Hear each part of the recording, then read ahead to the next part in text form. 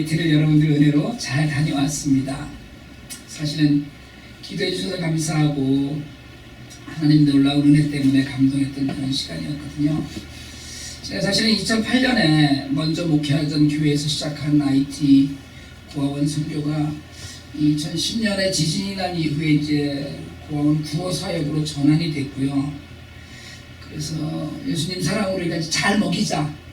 너무 먹는 게 없이라니까 하루에 한 끼도 제대로 못 먹고 그러고 살고 있었으니까 잘 먹이자는 것으로 방향이 잡혔어요.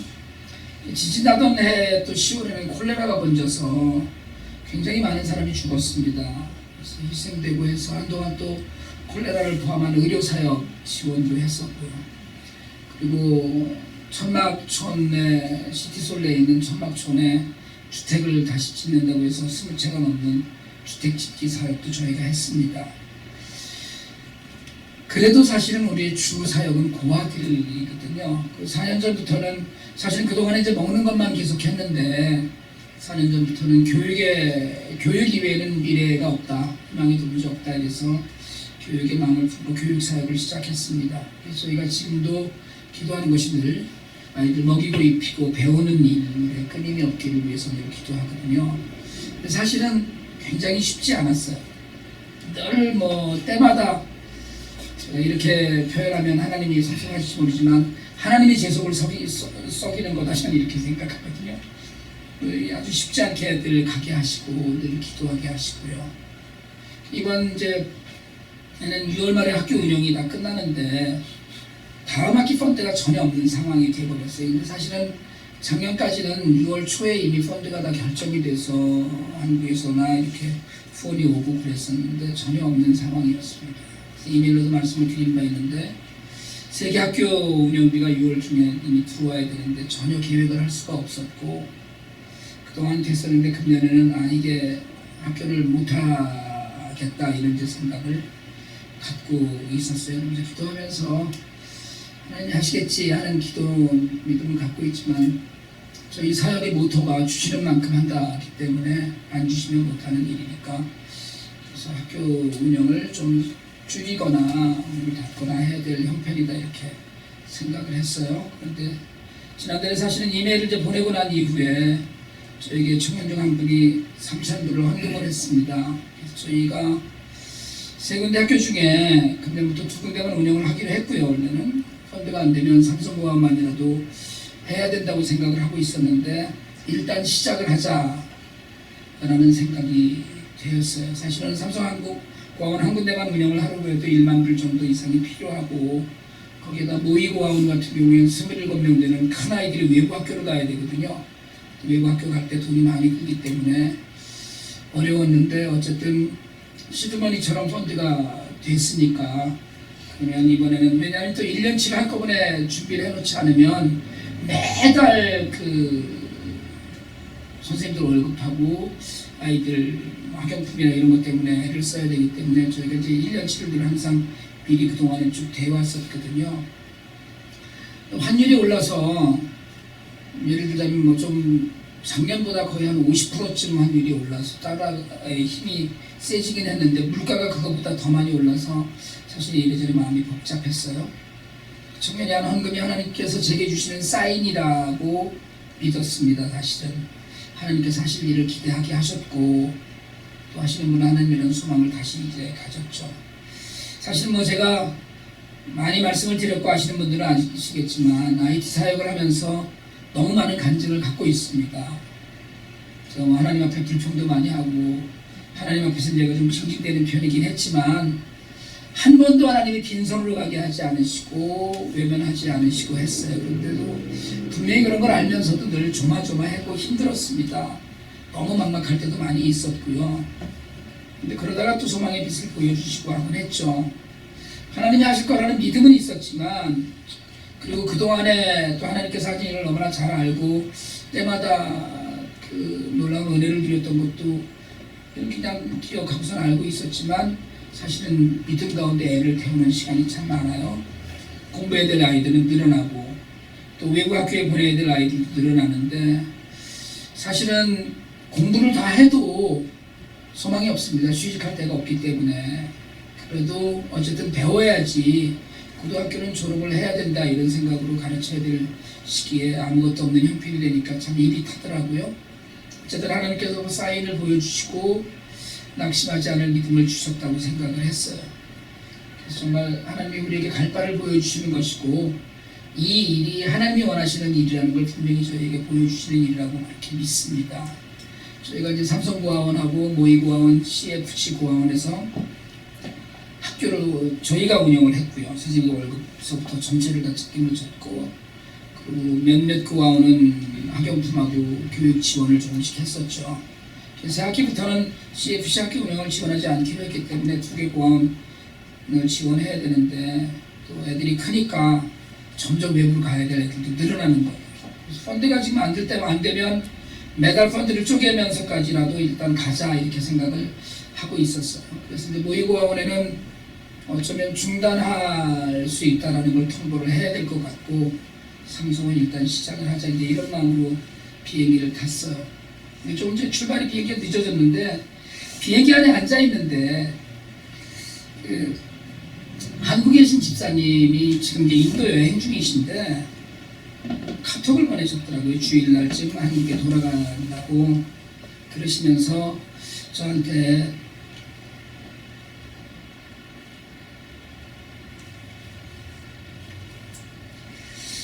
많이 힘드실 텐데 다음 주에 1,000만 원을 송금할 테니까 교육용에 쓰라고 하시더라고요.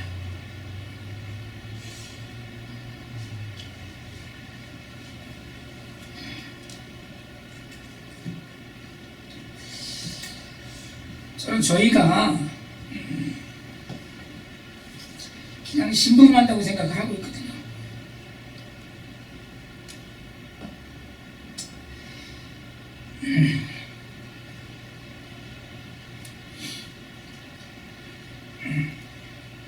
그래서 교사 설교대를 안 올라왔을 때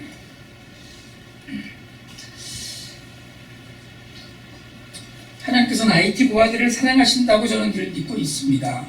그리고 그 사랑의 통로가 되는 일, 심부름하는 일, 그게 저희 일이라고 믿고 있고요.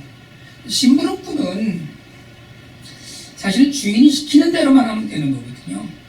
다른 건 뭐 주인이 주면 하면 되고 안 주면 안 하면 되고 또 뭐 형편이 되는 대로 아까 말씀드렸듯이 되는 대로 한다 이렇게 생각을 하고 큰 기대를 안 하고 오히려 가서 고아원 원장들한테 교육 지원을 좀 줄이거나 쉬어야 되겠다 뭐 이런 얘기를 해야 되겠다고 생각을 하고 있었고요.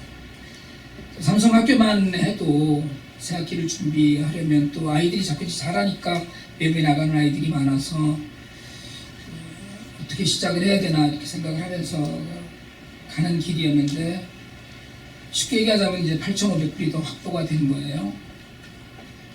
사실은 삼성고아원 원장 만나서 어렵다 어떻다 말 전혀 안 하고 내년에는 선생님들 월급을 뭐 달러로 지급을 하자 뭐 이런 필요한 교재 뭐 칠판 이런 것들 준비할 일들도 상의를 했어요. 모의고아원에도 이제 한꺼번에 목돈을 모아서 1년치 펀드를 준비하고 시작하지는 못해도 한번 가보자는 그런 믿음을 나눌 수 있었습니다. 그럼 저는 그렇게 생각을 해요. 우리 하나님은 이런 분이십니다. 그냥 어려운 자리에서 우리가 기도하게 하시고 그래서 그 기도를 기다리시면서 사실은 우리가 편안하고 평탄한 길보다는 어렵고 힘든 길을 늘 넘어가는 믿음이 우리에게 있기를 바라신다고 저는 믿습니다. 그래서 우리가 기도할 때 우리의 소망을 들으시고 답을 주는 분이시거든요. 저는 분명히 믿기는 하나님이 답이라고 믿습니다. 예수님이 우리 삶의 답이고 곧 길이라고 믿어요. 인생의 모든 것에 답이 되시는 하나님이 우리 하나님이라고 믿습니다. 그래서 하나님께서는 믿는 자들에게 늘 은혜와 믿음으로 답을 하셔요. 그래서 믿는 사람은 사실은 인생의 답을 가지고 있는 사람입니다. 다만 그냥 목사인 제 입장에서는 늘 하나님 앞에 염려하고 또 사실은 흔들리는 것 같은 그런 모습이 많은 분들에게 부끄럽고 창피하기도 하지만 그럼에도 저는 믿어요. 하나님이 답 되신다는 거예요. 우리가 갈 바를 알지 못하지만 하나님은 답을 갖고 계시기 때문에 아시는 거거든요.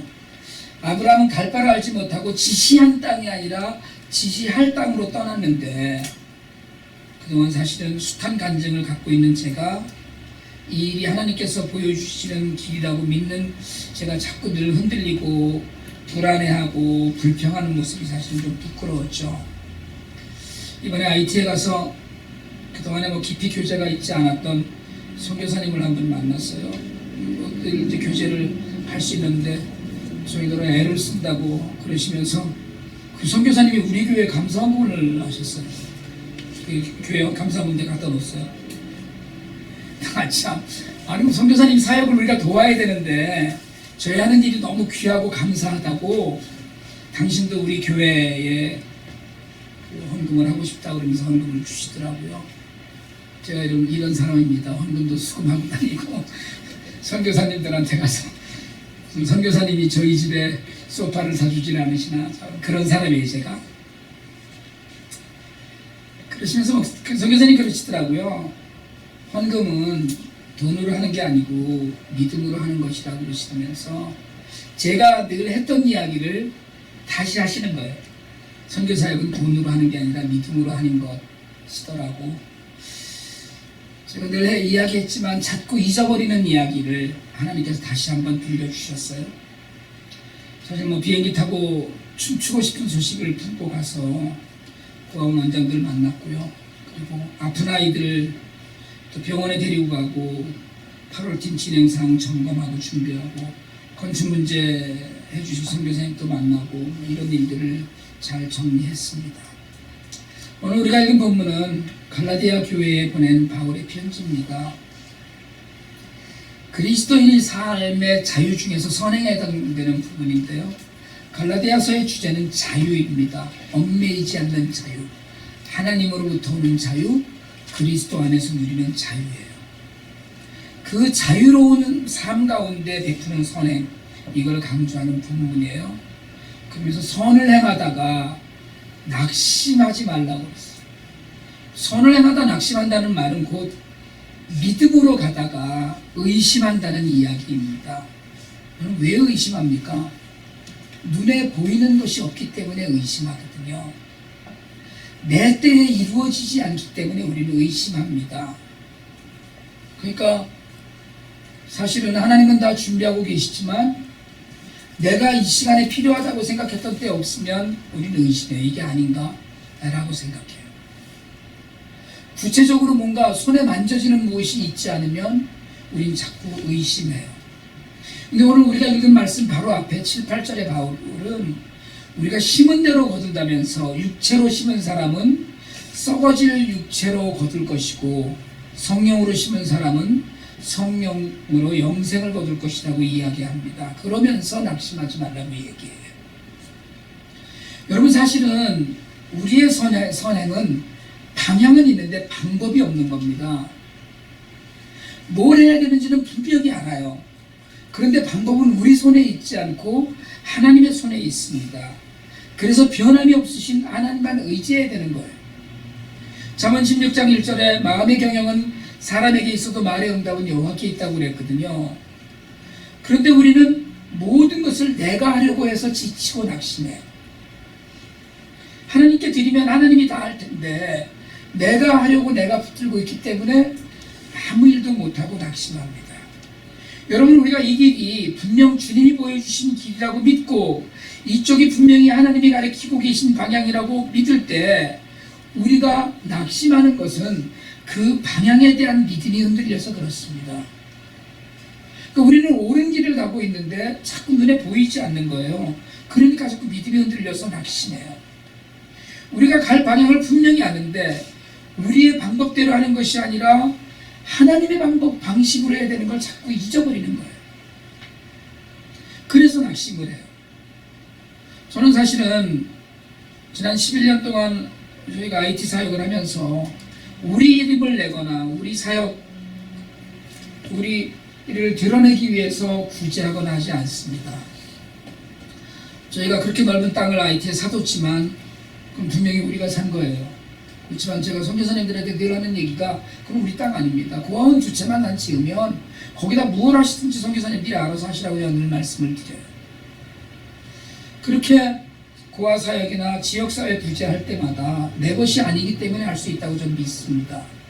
저희 이 신문에 기사가 자주 나거든요. 뭐 자주 신문에 나는 이유가 저희 그 IT 소식을 받는 분들 중에 기자분들이 계셔갖고 그런 건 일인데, 또 제가 칼럼을 쓰니까 그것 때문에 저희 소식을 조금 더 과장해서 실어주시더라고요. 마음이 민망하고 불편할 때도 있어요. 이번에도 좀 과장을 해서 너무 잘 포장해서 기사를 써주셨더라고요. 근데 저는 한편으로는 그것이 하나님께서 사랑하시는 IT 고아들을 돕기 위한 일이라면 우리가 무엇이라든지 해야 되는 일이라고 저는 믿습니다. 그래서 남들에게 많이 알리고 싶은 거예요, 사실은. 옛날에 어떤 집사님이 저더러 그러더라고요. 신문에 하도 우리 기사가 많이 나가니까 그 집사가 저를 보고서 뭐라고 그러냐면, 목사님은 하늘나라에 가면 상급이 없겠어요 이러더라고요. 왜냐하면 여기서 칭찬을 다 받아서 기사가 뭐라 그랬냐면, 난 돈만 모인다면 지옥 같은 데서 나타나고 했어요. 여러분 정말입니다. IT 고아들만 먹이고 잘 살릴 수만 있다면, 가난한 사람들에게 우리의 삶을 나눌 수만 있다면 뻘개 벗고 길에서 춤은 못 추겠느냐고 제가 그랬어요. 여러분, 하나님은 하나님의 방법대로 일하셔요. 다른 사람들에게 우리 방향이 옳다면 이 길에 여러분도 같이 해보라고, 이 방향에 같이 동참하라고 소리치고 싶고, 우리 방향이 옳다면 다른 이들에게도 권하고 싶은 거예요. 하나님께서는 신문에 알려서라도 우리가 낙심하지 않고 그 길로 가라고 우리에게 코치하고 계신 거라고 저는 믿습니다. 그러니까 하나님께서 하나님의 방법으로 우리를 위로하시고 힘을 주시지만, 우리가 자주 옳은 방향의 길에 서서도 낙심하고 주저앉을 때마다 괜찮아라고 위로하시는 여러 가지 사인들이 있다는 거예요. 빌립보서 2장에서 주님 그렇게 말씀하셨어요. 너희 안에서 행하시는 일은 하나님이시니, 하나님이 행하시는 거예요. 자기의 기쁘신 뜻을 위하여 너희로 소원을 두고 행하게 하신다. 하나님의 기쁘신 뜻을 위해서 우리 안에 소원을 두고, 다른 이들을 돕고 싶은 소원, 내 가진 것을 하나님께 드려서 하나님 나라를 세워가는 그 소원을 우리 안에 두시고 그 일을 이루어가게 하시는 분이 하나님이시라는 거예요. 여러분, 저는 분명히 믿습니다. IT 고아들은 내가 아니더라도, 우리가 아니더라도 하나님께서 분명히 책임지실 것을 난 분명히 믿어요. 제가 아니더라도 누군가를 통해서 하나님께서 그들을 먹이시고 가르치실 것이고 교육시키실 것이에요. 저는 그렇게 분명히 믿습니다. 하나님께서는 분명히 그 어려운 환경 가운데 살아가는 고아들을 사랑하시고 관심을 갖고 계셔서 형편없는 나라 속에서도 그들을 먹게 하시고 배우게 하셨어요. 이번에 갔더니 저희 스티브가, 개인적으로는 제 사위인 스티브가 캐나다로 이민을 가겠다고 그러더라고요. 가려고 지금 여러 가지를 알아보고 있다고. 전기는 하루에 2시간씩 들어왔던 것이지만 2주째 감감하고요. 겉으로는 평온한데 다시 데모를 계획하고 있고, 서민들 형편은 점점 더 어려워지고 있고요. 가스 스테이션도 대부분 문을 열고 반은 장사를 안 하고 있고요. 그런 나라의 고아들을 돌보는 일은 하나님께서 보여주신 선한 길이고 우리가 가야 될 길입니다. 하지만 하나님께서는 하나님의 방법으로 일하시기 때문에 우리가 아니라도 누군가를 통해서 이 선한 일을 계속 하실 거라고 저는 믿습니다. 그렇다면 내가 그 일의 심부름꾼이 되는 일, 그건 놓치지 말아야 될 일이라고 저는 믿어요. 하나님이 책임지신다면 심부름꾼인 내가 낙심할 일이 없는 거거든요. 하나님은 무에서 유를 창조하신 분인데 겨우 고아들을 먹이고 입히고 가르치는 일이 사람의 힘에 붙인다고 낙심하고 있으면, 내가 따르는 것은 그저 그냥 나만의 상식, 내 한계의 생각뿐이라는 거예요. 시편 119편 105절에서 주의 말씀은 내 발의 등이라고 했어요. 제가 그 말씀을 묵상을 할 때마다 주님의 말씀 왜 발의 등일까 싶어요. 왜 횃불은 아닐까? 왜 좀 멀리 볼 수 있는 서치라이트 같은 것은 아닐까? 하나님께서는 천국을 바라보며 가는 길에서 이 땅에 사는 길에서 너무 멀리 보지 말고 지금 현실에 성실하게 살라고 작은 등불도 앞을 보여주셔요.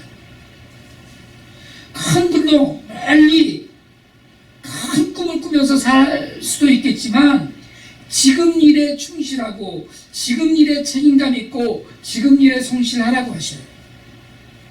큰 꿈을 꾼다고 먼 앞날을 본다고 지금 일에 소홀하지 말라고 발에 등불을 비춰주셔요. 그냥 발에 등불을 비춰주시는 거예요. 맡은 일에 책임질 사람, 지금 일에 성실과 열심을 다하고 사명을 감당하는 사람을 하나님 쓰십니다. 여러분, IT를 다니면서 많은 간증을 드려요.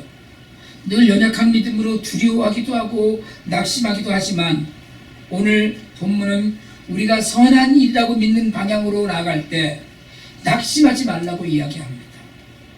여러분, 이게 IT 사역만 이야기하는 것이 절대로 아닙니다. 그건 아주 지극히 작은 한 부분일 뿐이에요. 우리 삶의 전반을 둘러보면서 우리가 하나님 앞에서 옳은 길을 가는 것이라면 그 길 가운데 어려움이 있을 때 낙심할 일도 아니고 낙심해서도 안 되는 거예요. 잘못된 일이나 나쁜 일이라면 아예 시작도 하지 말아야 되지만 선한 일이라면 흔들리지 말아야 돼요. 하나님께서 기뻐하시는 일이 선한 일이고 하나님께서 함께 하시는 일이 선한 일입니다. 그렇지만 우리의 상식으로는 불가능해 보일 때 사실은 아무리 선한 길이라고 해도 낙심할 때가 있어요. 그런데 때가 되면 반드시 열매를 거둘 것을 확신하면 낙심하지 않습니다. 때가 되면 하나님께서 하나님의 방법으로 이루실 것을 믿는 믿음이 있다면 낙심하지 않을 수 있어요. 저는 제가 살아있을 동안에 IT가 고아들이 없는 천국이 될 거라고 생각하지 않습니다. 제가 죽기 전에 IT에 있는 모든 고아들이 성공적으로 다 자랄 거라고 믿지 않아요. 제가 이 사역을 끝까지 해도 정말 기대했던 열매를 제 눈으로 보지 못할 수도 있다고 생각해요. 그러나 우리의 때가 아니고 하나님의 때에 하나님의 방법으로